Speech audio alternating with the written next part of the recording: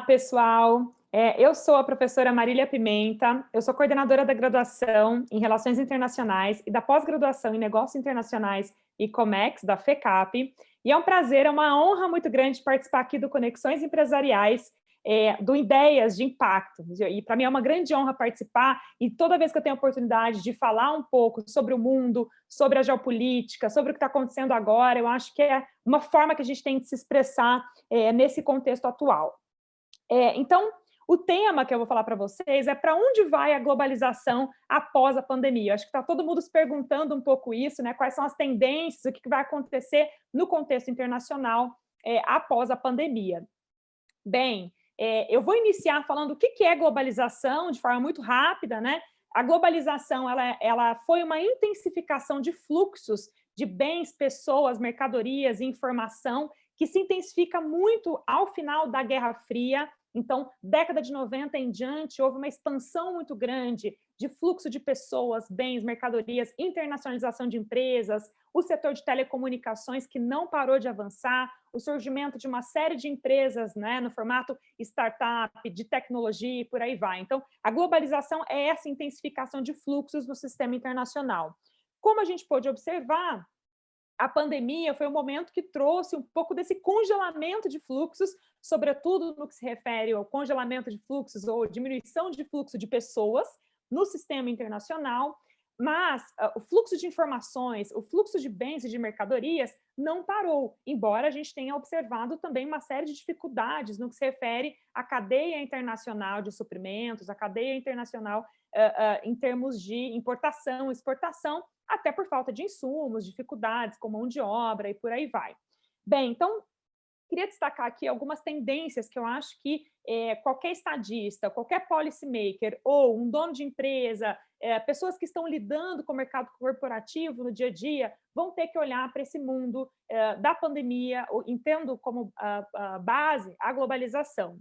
Então, primeira tendência, China, né, ela vai despontar, já vem despontando como a grande potência do sistema internacional, mas ela sai dessa pandemia ainda mais poderosa, com mais vigor econômico e um vigor político muito grande, porque lidou de uma forma muito rápida com a questão da pandemia internamente.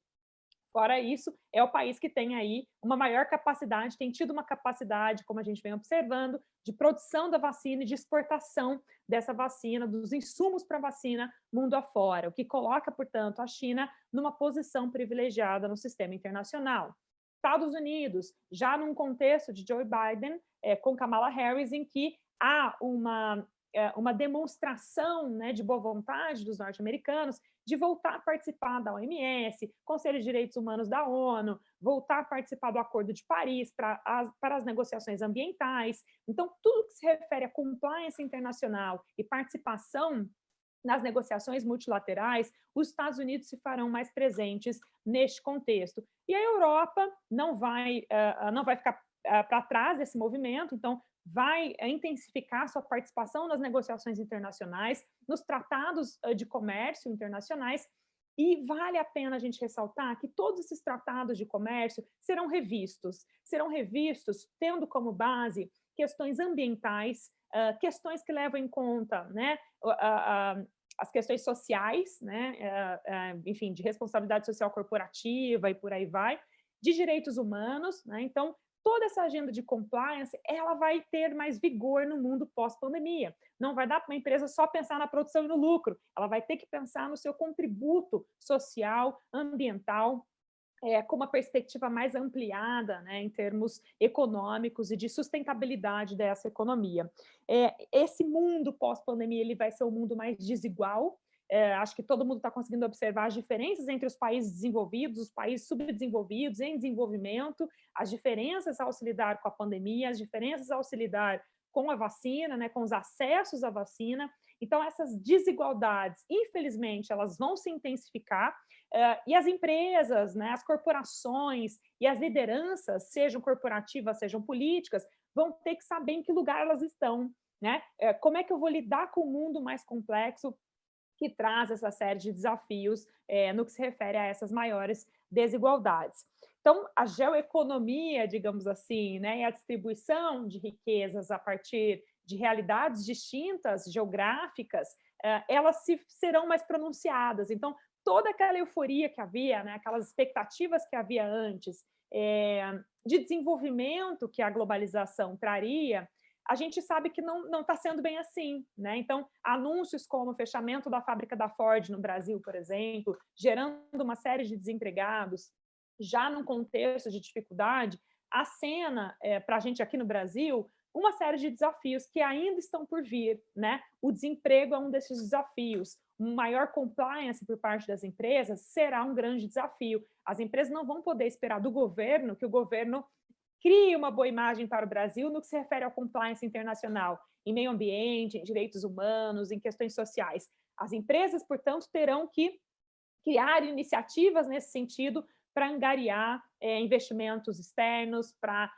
acessar novos mercados, né, para participar mais ativamente das questões que se referem a tratados internacionais. Portanto, acho que tem um conjunto, uma cesta, né, de valores que essas empresas vão ter que, de alguma forma, olhar com muito cuidado e respeitar, já que vão se referir à possibilidade de receber investimentos, à possibilidade de a gente manter fábricas, manter indústrias operando, né, no país. A competição por esses investimentos internacionais, ela vai ser muito mais alta nesse mundo pós-pandemia. Então, a gente está falando de Ásia, África, países da América Latina, que vão disputar, né, cada centavo de dólar que vai ser investido no sistema internacional nesse contexto da pandemia. E quem é que vai ganhar esses investimentos? Aqueles países que, por um lado, né, conseguirão ter um ambiente político mais estável, mais transparente, né, com uma maior possibilidade de negociar, de conversar. Você tem os grupos civis organizados para poderem conversar. Aquele país que conseguir fazer reformas tributárias, reformas no setor de infraestrutura, os custos, portanto, reduzidos para que hajam esses investimentos, isso também vai ser um fator decisivo para esses investimentos externos no país. E, por outro lado, uma sociedade apta, né, e, de alguma forma, preparada para receber esses investimentos. Boa educação, né, capacidade técnica, capacidade tecnológica, capacidade a partir da informática, idiomática e por aí vai. Então, acho que são essas três frentes principais, para além, né, de todas essas agendas que se referem ao compliance internacional.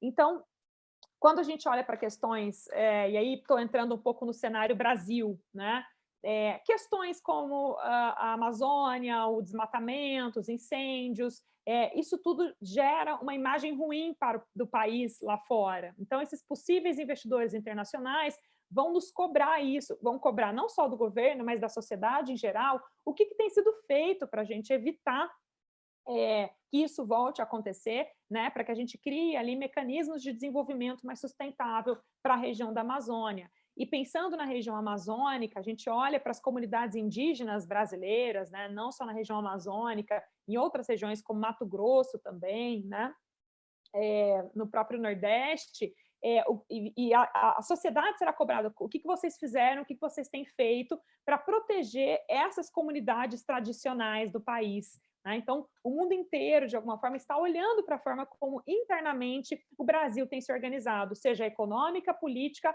ou socialmente. Então, esses três pilares, eles não podem mais ser dissociados.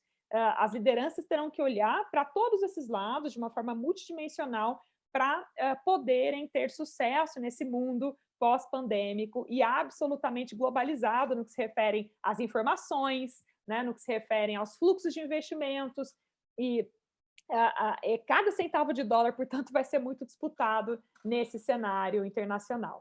Então, a gente vai ter que olhar para esse mundo mais complexo, que vai nos cobrar mais respostas. Essas respostas terão que ser respostas multidimensionais, complexas. A gente vai ter que lidar com o mundo com uma disputa ainda maior e com assimetrias ainda maiores. Portanto, a competição, né, e a nossa capacidade vai ter que ser muito grande no sentido de disputar no sistema internacional todos esses investimentos, os mercados, né, porque a sociedade vai estar mais atenta a todas essas questões também.